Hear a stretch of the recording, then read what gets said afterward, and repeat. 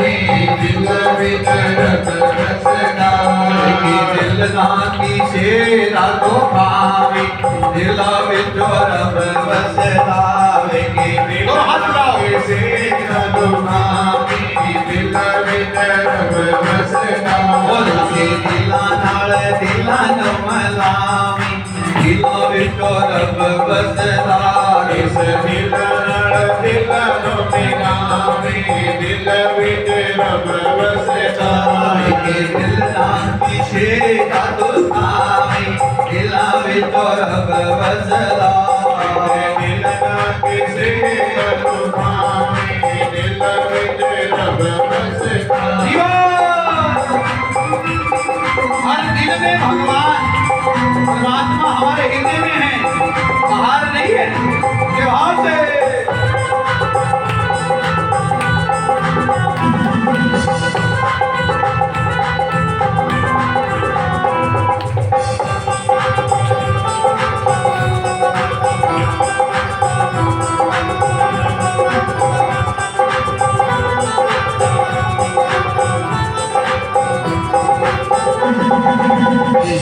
No सजिया सवारिया जिस नो सजिया सवारिया जिस नो सजिया सवारिया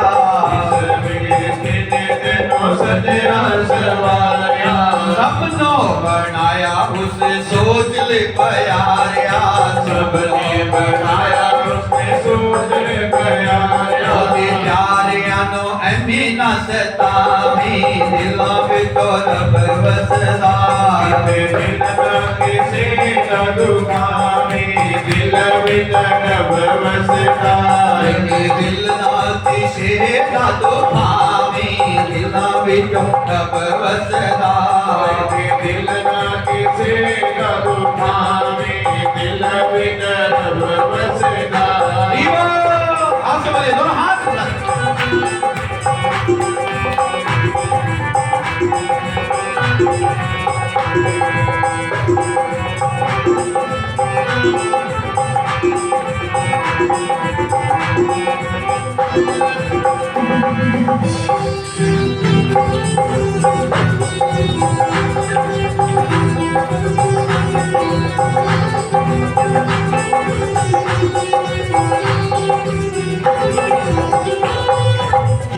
चीज नाल तेरा जिस्म बनाया है तेरी चीज नाल तेरा जिस्म बनाया है तेरी चीज नाल तेरा जिस्म बनाया है तेरी चीज नाल तेरा जिस्म बनाया है कोई भी मसाला सारे प्राणियां नो लाया है वही मसाला सारे प्राणियां नो लाया है इतने वासना की शेदार मामे दिल में तो रब बसदा दिल ना किसे ना दुखावी दिल में तो रब बसदा दिल ना किसे ना दुखावी दिल में तो रब बसदा दिल ना किसे ना दुखावी दिल में तो रब बसदा जय माता दी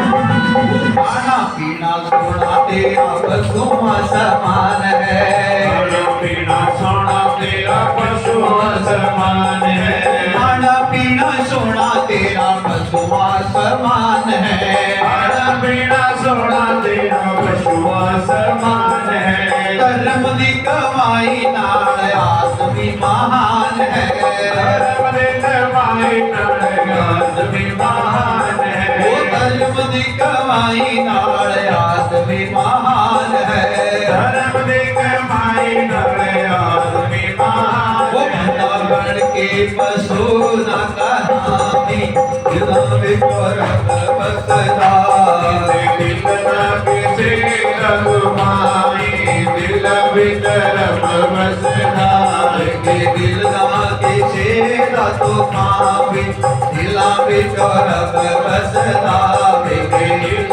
के तुम्हारी दिल भीतर बसना।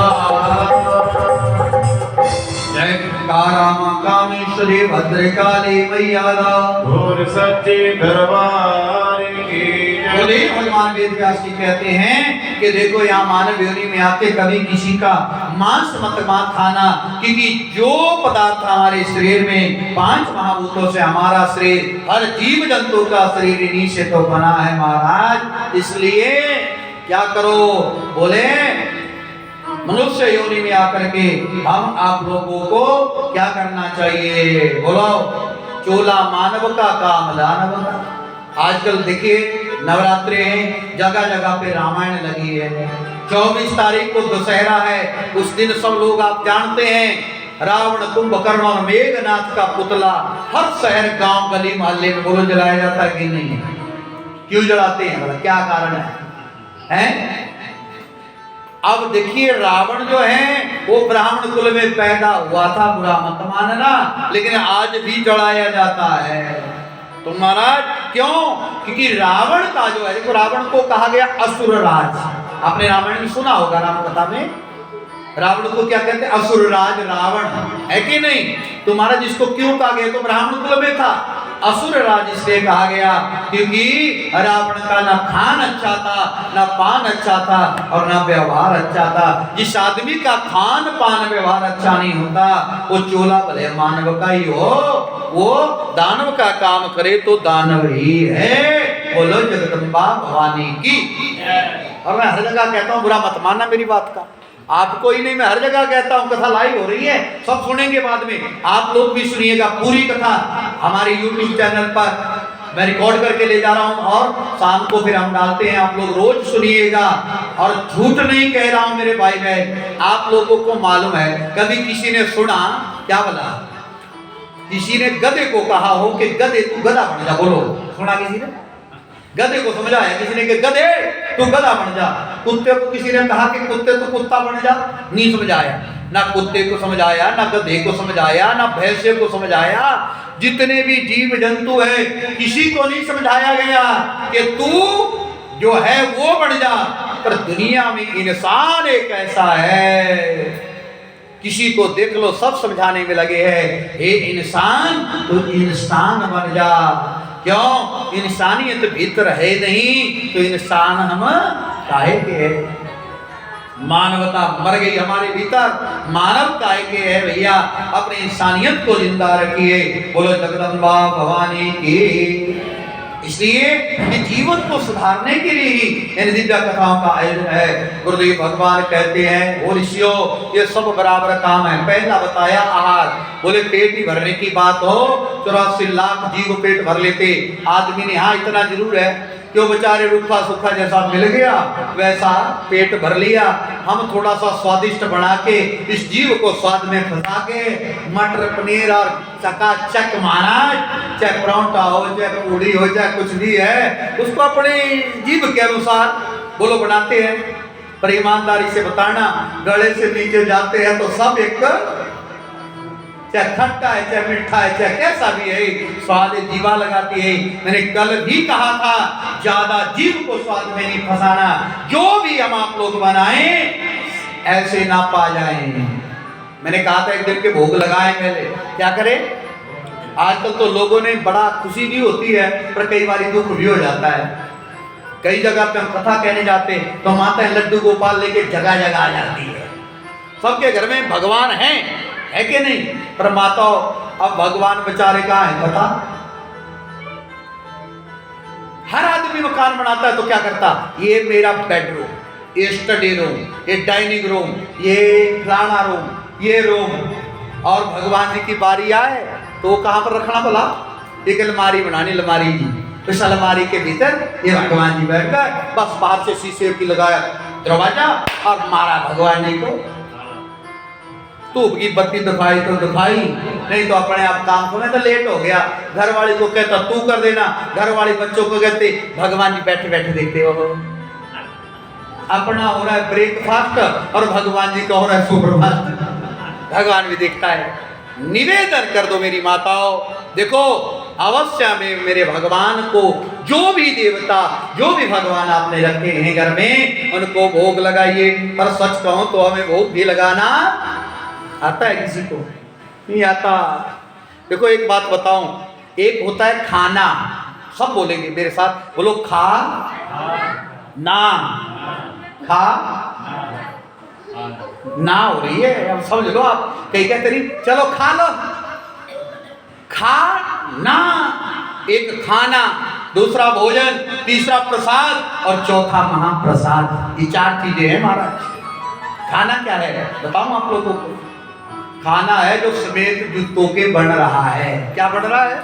ना चौका है ना चूल्हा है। पहले की माता चौका चूल्हा करती थी, नंगे पांव रसोई में जाती थी। आजकल देखो पाश्चात्य शिक्षा तो हम आप लोग ग्रहण कर रहे, बुरा मत मानना।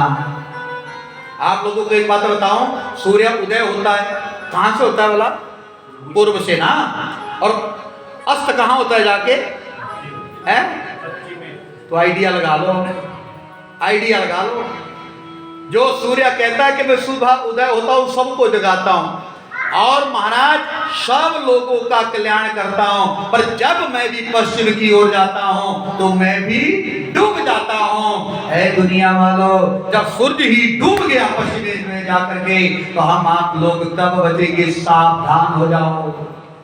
ये पाश्चात्य ये है पाश्चात्य संस्कार जो समेत चप्पल के बन रहा है, समेत जूते के। ये हमारा संस्कार नहीं था।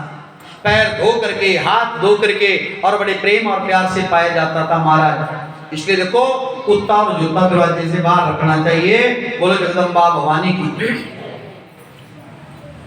जो समेत जूतों के कोई शुद्धता नहीं होती। और मैं कहूं तो जो होटलों में बनता है ना वो होता है खाना, वो नहीं खाना चाहिए। खाते पशु हैं, इंसान तो भोजन पाता है। क्या करता है? मुझे नालागढ़ में एक भैया मिला, बिहार का, दिहाड़ी लगाता था। देखो ये जरूरी नहीं कि मैं बड़ा भारी ज्ञानी हूं, नहीं नहीं साहब, ज्ञान तो हम किसी से भी ग्रहण कर सकते हैं। उसने बड़ी सुंदर बात कही, बोले पंडित जी लोग तो खाते हैं पर मालूम आपको खाते तो पशु हैं, इंसान तो भोजन पाते हैं। मेरे दिमाग में बात कर गई, बात सही है, झूठ भी नहीं।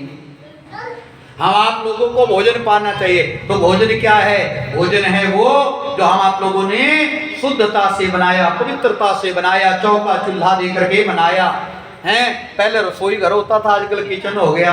अब इसके बारे में ज्यादा नहीं कहूँगा क्योंकि अब समय ही ऐसा है ना, अब गैस के ऊपर बनता है और गैस वाला भोजन खाते हैं। और खाने का भी हमारे पास टाइम नहीं, कहीं तो चलते चलते गर्म ठंडा पा जाना। अरे भोजन और भजन तो शांति से करना चाहिए। बोलो जय माता दी। फिर हमारे पास भोजन करने का भी समय नहीं, तख्त भड़का खाया और फिर क्या होता है भला? पेट गड़गड़ाया। फिर जाते डॉक्टर के पास, डॉक्टर कहता पेट में दर्द, बोले हाँ कर अल्ट्रासाउंड, बीमारी तो कोई नहीं आई, लगता है तेरे को गैस्ट्रिक हो गई। गैस्ट्रिक, अब गैस कौन सी हो गई है भगवान जाने। और गैस पर बना भोजन गैस वाला खाया तो गैस नहीं होगी तो और क्या होगा? बोलो जगदम्बा भवानी की। जो चौके चूल्हे में पवित्रता से बनाया जाता वो भोजन। और ध्यान देना फिर प्रसाद क्या है? बोले जो भोजन हम आप लोगों ने अपने घर में बनाया मेरी माता बहनों, उसका भोग भगवान को या माता रानी को लगाओ। जो भी बना है, ये नहीं जरूरी कि हलवा पूड़ी कचौड़ी बनाओ तब ही भोग लगाओ। चाहे रूखा है चाहे सूखा है, जैसा भी है वैसा तुम ही निवेदित भोजन करही। जो भी बना है उसको ले जाओ। और हमें भोग भी लगाना आता। देखो मंदिर में मूर्ति हो, जैसे यहाँ मां भद्रकाली की मूर्ति है तो मूर्ति से स्पर्श करने का अधिकार हम आप लोगों को नहीं है। जो मंदिर का पुजारी है वही मूर्ति को छू सकता है। दार्शनिक मूर्ति है, आप प्रणाम करिए। और भोग लगाना हो तो कैसे? यहाँ तो बड़ी अच्छी व्यवस्था है, बहुत अच्छा मुझे लगा देख के। पर कई मंदिरों में हम जाते तो माताएं आती बेचारी, हलवा पूड़ी, आजकल नवरात्रि है ना हमारे हिमाचल में ज्यादा, आपको पता नहीं हो तो माता बेचारी होती पोड़ी है, दिल की पोड़ी है, पता नहीं पर फिर थाली ले जानी और जाके मंदिर में जाना। पहले तो शेर दरवाजे पर होना, शेर के मुंह में डालना, ले तू भी। अच्छा ईमानदारी से बताओ शेर ने हलवा खाया है कि नहीं? अच्छा फिर आ गई, फिर लेना माता अब माता के मुंह में लेना हलवा और रख देना जीभ पर, ले माता तू भी खा ले।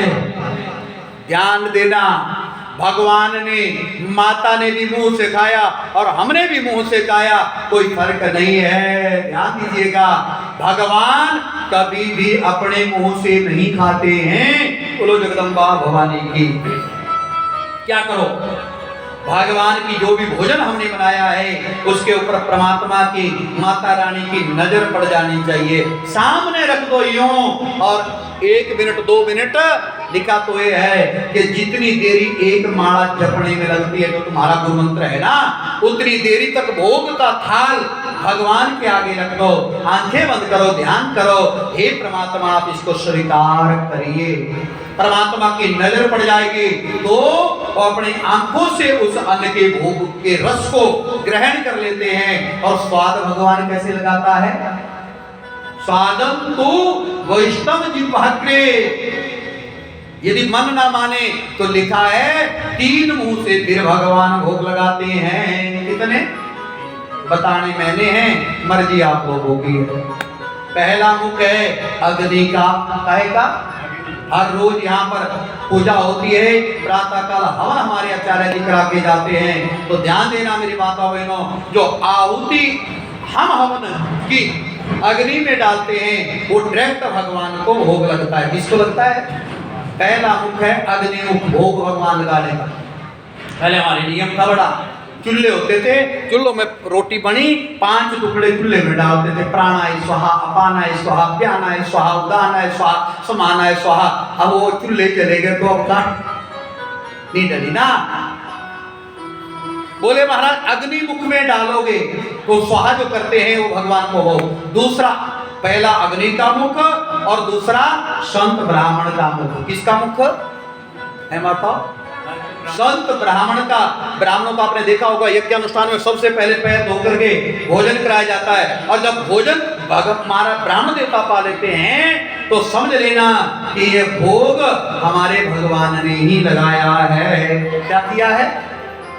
डट करके भोजन पर भगवान ब्रह्मा महाराज ब्राह्मणों को और संतों को गिराओ। मैं इसलिए नहीं कह रहा हूं कि मैं ब्राह्मण हूं इसलिए मेरे को गिराओ, ऐसा नहीं, कोई भी ब्राह्मण हो महाराज, है कि नहीं? देखो, अग्नि मुख में डालोगे तो स्वाहा होगी और ब्राह्मण मुख में डालोगे तो आहा होगी। क्या होगी? आहा। यदि पंडित जी भोजन करते करते तुम्हारे कह के आहा नंद आ गई, समझ लो तुम्हारा यज्ञ पूरा हो गया, है ना। कई माताओं को भोजन कराना भी नहीं आता, पर हमारे कई ये बाणीय लोग होते हैं ना, यहाँ भी कोई माता होगी तो उनमें भोजन कराने का बड़ा अच्छा तरीका है। वो बड़े प्यार से कहते हैं पंडित जी 1 चपाती और एक पूरी और, बड़े प्यार से देती बेचारी। यदि 2-3 ही पानी हो तो भी 3-4 और खिला जाती है। तो डट करके कराओ, पर ध्यान देना, हाँ दद्यात हूँ दद्यात ना दद्यात सिंह गर्जना। बोले हाँ हम ब्राह्मण करता रहे तो एक आधी दे दो, पर यदि जोर से कोई गर्ज जाए तो फिर बंद हो जाओ। बोलो राधे राधे। दूसरा है ब्राह्मणों का मुख और तीसरा है भोग लगाने के लिए गौ माता का मुख। किसका? समझ आ रही ना बात माताओं? गाय को हमारे नियम था सबसे पहले रोटी दी जाती थी। बोलो पहली रोटी देते हैं आज भी, पहली रोटी बोलो माताओं किसकी? और लास्ट रोटी कुत्ते, पता सब हुआ है पर देना। मैं नालागढ़ में कथा कह रहा था, एक देवी मेरे पास है, सच कह रहा हूँ। तो बेचारी बोली गुरुजी मैं क्या? हाँ जी।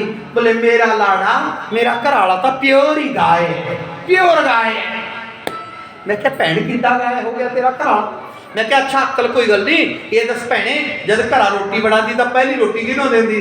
ओ जी किनों देनी, ड्यूटी नो लेट होता वही घराला खा जाता। मैं क्या भैने फिर तो वो गाय ही बढ़ना, जब गाय का हिस्सा खाया फिर गाय रोटी हो क्या बढ़ना?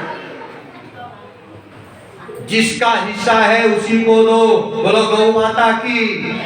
और हमारे पहाड़ में माता कहती है लास्ट रोटी मर्द नहीं खाते। यहाँ का मेरे को बता नहीं, लास्ट रोटी मर्द नहीं खाते तो कौन खाता है? तो एक माई ने अपने आप लियो, अपने आप लग गई खाने। फिर मेरी समझ में आया, मैंने कहा ये भी बात सही है। जब लास्ट वाली रोटी जनानियां को बोले, स्त्रियों को औरतों को हमारा डर नहीं होता।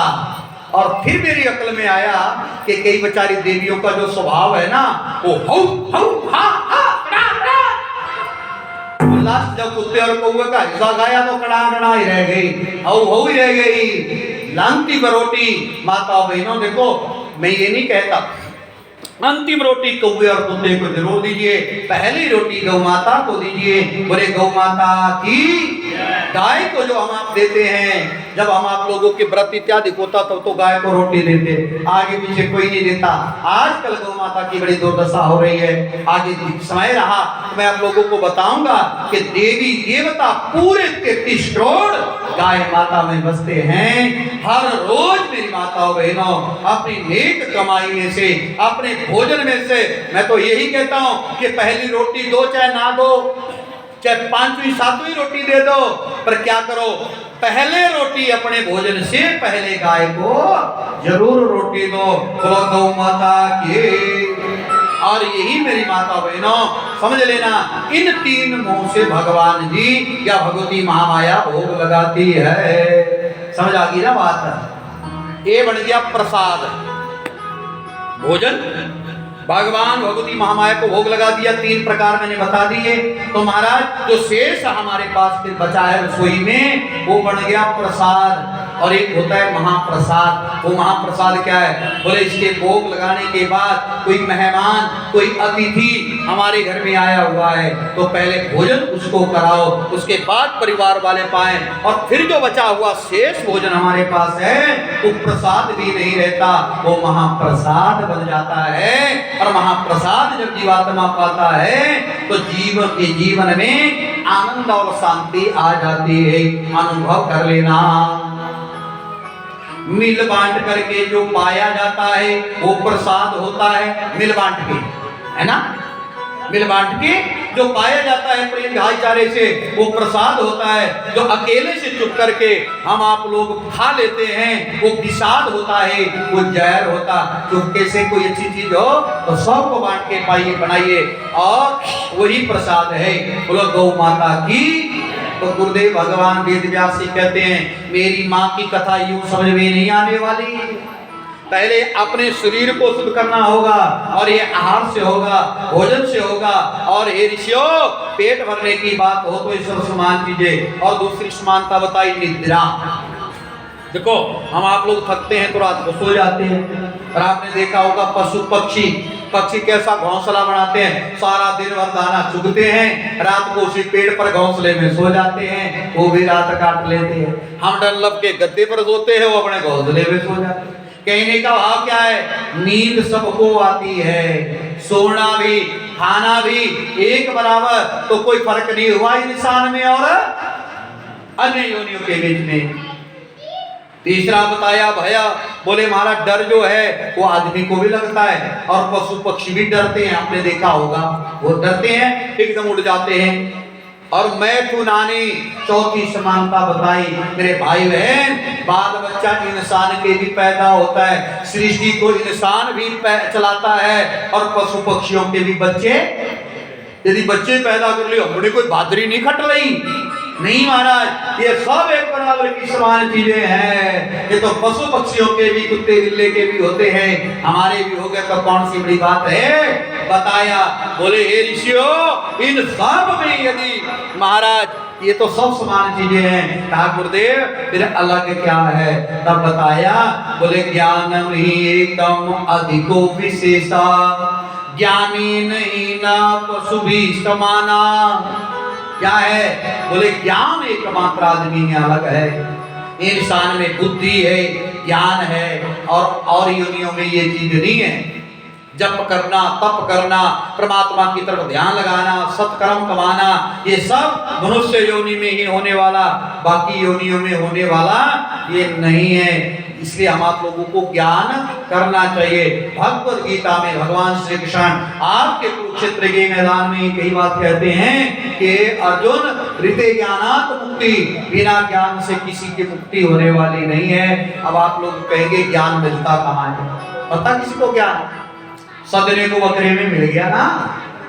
और कल मैं आप लोगों को ठीक 3 बजे बताऊंगा ज्ञान कहां पर जागता। ये ज्ञान नहीं मिलता कि आप पंसारी की दुकान पे जाएं या अंबाड़ा सिटी में चले जाए दुकान पे किसी पे, महाराज मेरे को ना 100 रुपए का ज्ञान दे दो, कहानी लड़ाए। वहाँ कपड़ा तो मिल जाना, क्योंकि कपड़ा मार्केट बड़ी बहुत है, तो महाराज और सामान मिल जाएगा। ये ज्ञान हर जीव के भीतर देखो कोई दूसरा नहीं देने वाला। मेरी माता बहनों, ये ज्ञान हमारे भीतर है। कहाँ है? अंदर है प्रत्येक आदमी के। तो महाराज ये मिलता कैसे है? ये मिलता है, इसकी जगहें हैं, वो मैं कल आप लोगों को ठीक 3 बजे बताऊंगा। आए 88,000 ऋषि मुनियों ने गुरुदेव भगवान के चरणों में प्रणाम किया और कहा, गुरुदेव भगवान आपने कमाल कर दिया। आज हमें बताया कि इंसान को ज्ञान करना चाहिए, धर्म करना चाहिए, सत्कर्म करना चाहिए, और तब ये जीवात्मा आवागमन के चक्र से छूटता है। हे गुरुजी, आप हमारा कल्याण करना। ऋषि क्या कहते हैं? और उधर जन्मेजय जी वेद व्यास भगवान से कहते, गुरुजी मेरा भाग, मेरा कर्म चंगा लिख देना। क्या लिखना? आपने भी कहा होगा किसी को, चलो कथा सुन के आए, तो कई लोग पता क्या कहती, माइया वो साढ़े भागा च नहीं है, कितने सुननी कथा, भागा च नहीं है। माता बहनों, भाग्य नाम की चीज नहीं होती। मैं तो अक्सर कहता हूं, भाग्य नाम की कोई चीज नहीं है। भाग्य फटिक भाग्य, कोई भाग्य नहीं है। सब कर्मों का फल ही भाग्य है। कर्म का जो फल है ना, वो भाग्य है। इसलिए सत्कर्म कमाओगे तब ये उपलब्ध होगा। तो आप गुरुदेव भगवान से कहें, ये गुरुदेव भगवान हमारे कर्म अच्छे लिख देना, हमारे भाग्य अच्छे लिख देना। और सबने मिल करके गुरुदेव भगवान के चरणों का